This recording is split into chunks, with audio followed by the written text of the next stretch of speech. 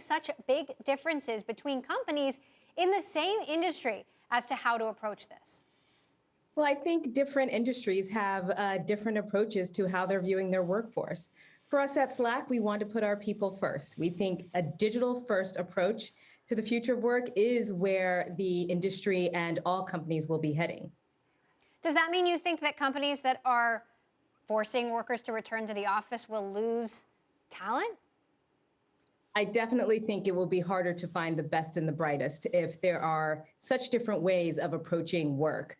At Slack, we believe that we aren't going back to the way things were. We are working as we have been working since March 2020, and we've been productive, we've been creative, and we've been able to be effective. So let's take those learnings and bring them into the future and establish them across the company. But there are a lot of nuances here, and I wonder if you could explain how you're addressing some of the complicating factors. What are the rules for executives, for example? Do the same rules apply to them that apply to everyone else?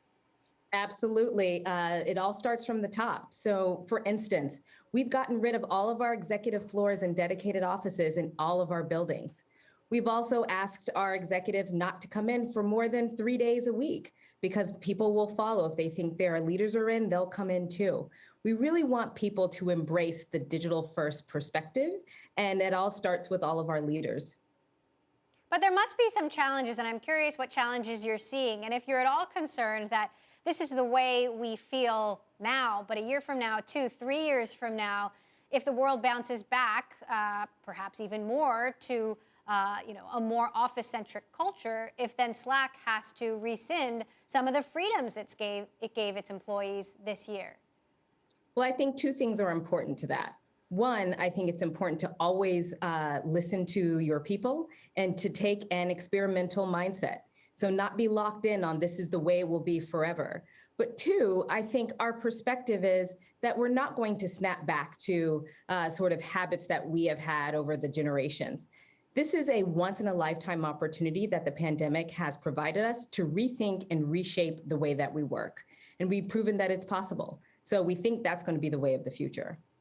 How does this play out in Slack's products? I mean, conventional wisdom would lead one to believe that if more people go back to the office, less people use Slack.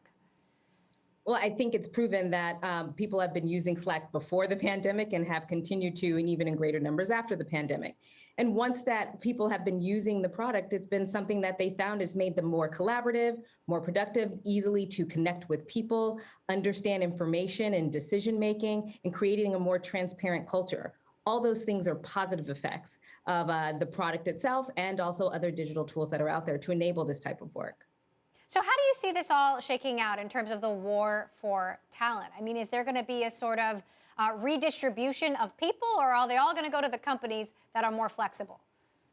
I definitely think that this will be table stakes, that having flexibility is going to be one of the key tenets that talent's going to look for in the future.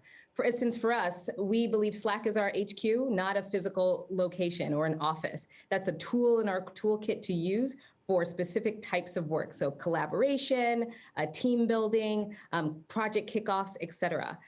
This has also allowed us to hire people outside of where our physical buildings are. Over the last few months, we've seen a trend where over half of our remote-based employees are underrepresented minorities. So we've been able to be even more inclusive and get talent where talent resides, not just where our offices are.